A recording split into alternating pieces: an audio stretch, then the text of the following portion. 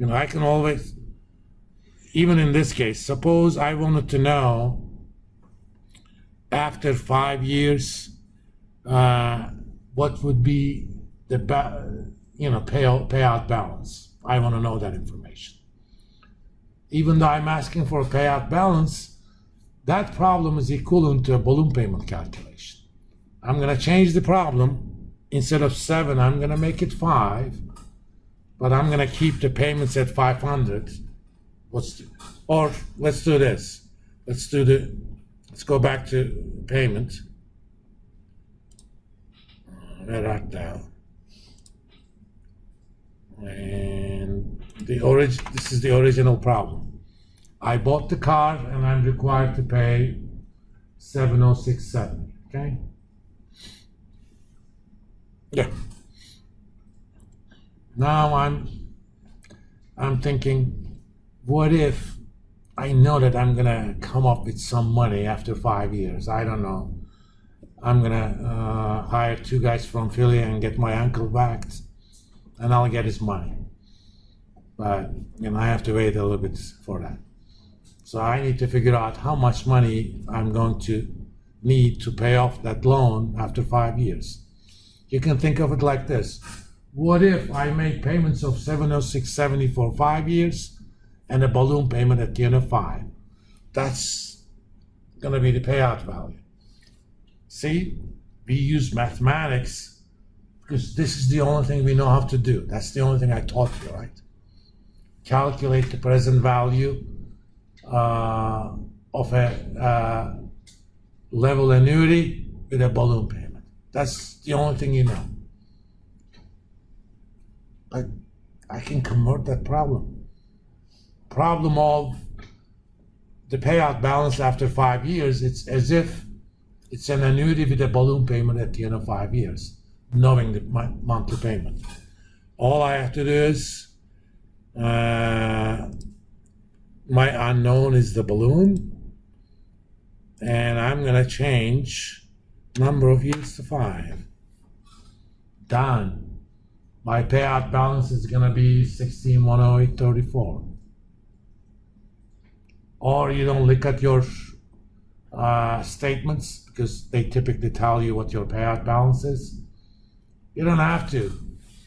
Statements are for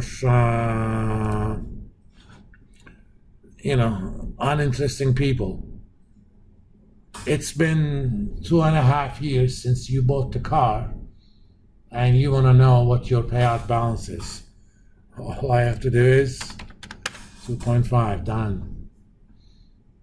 That's the amount of payouts if I want to get out. Okay? See the power of this? It is the mathematics that's the powerful one here. Yes, we built a tool. I mean, I could teach a monkey, if I could teach a monkey how to calculate present value for an annuity with a level set of payments, that's all monkey needs to know. But unfortunately, the monkey cannot convert the problem of figuring out the payout balance into a PV of annuity with a balloon payment problem. That's where the intelligence comes. That's it. That's the mathematics. We created the problem of payout into calculating the balloon payment for an annuity. Done. Okay. Now we're going to solve a different problem. Another thing we can do. Let's make that 0. I know I can afford only $500 a month, okay? So I want to know how long it's going to take me to pay out this loan if I can pay only $500. My unknown is number of years. By the way, there is no guarantee that there's going to be a solution. The payment that you make has to be less than the initial interest amount. So let me put 500. Here the initial interest amount is less than 500, so that's fine.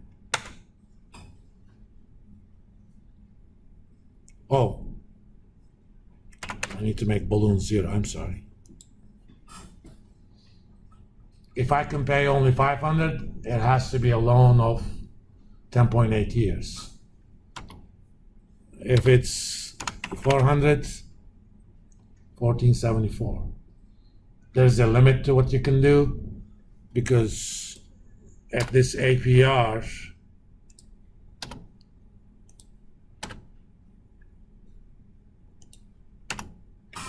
the first interest payment is 208, okay?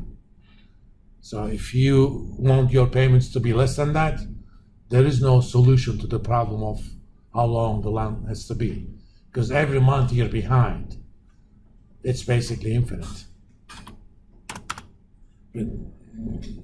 Provided the problem is solvable, if I can pay only 250, I'm gonna have to do this for 36 years, right? Obviously, nobody's gonna lend you a car for a car for 36 years.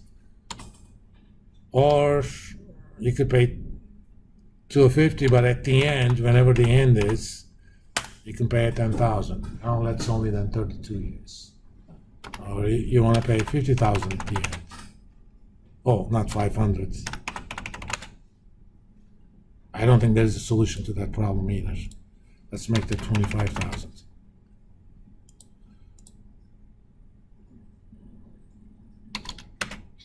Okay. That initial number was so big, it basically made an error. So 25 years. 6 years, and so on. So you could ask all sorts of questions. Or someone, let's make the balloon 0. You're interested in figuring out what's the implied APR. Okay? In a lot of cases, when you go to a car dealer, they never tell you about interest. They say, here's the monthly payments. Okay? And you look at it, oh, I can afford this. And you don't know that they're basically taking advantage of 7 levels of your family.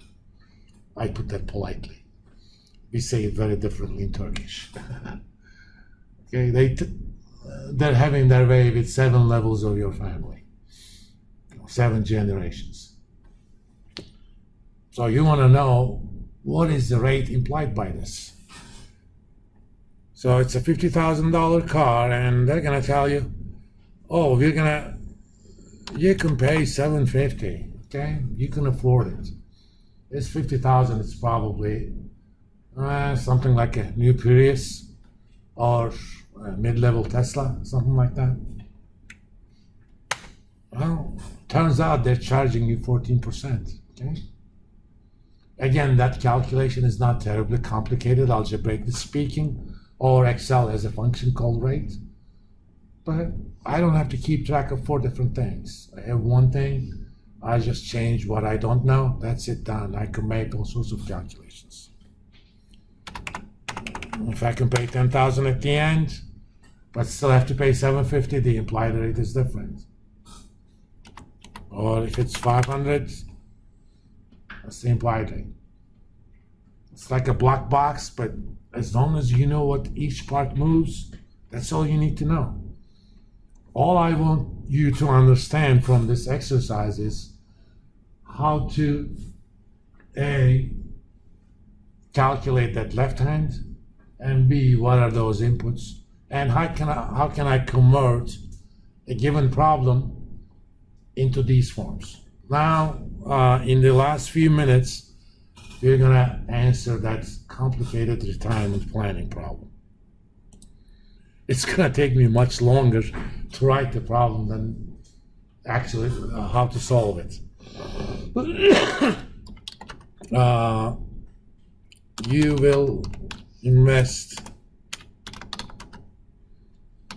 your monthly savings,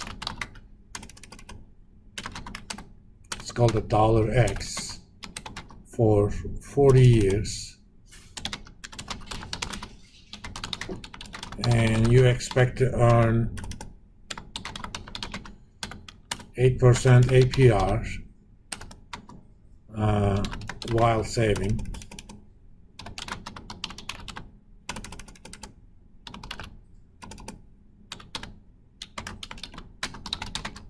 You also have 25 grand from your vact uncle. It's a paternal uncle. We like the maternal uncles. In Turkish, we have different words for those. We don't like amca, we like dayı. Once you retire, you want to draw $5,000 a month for 25 years and leave $3 million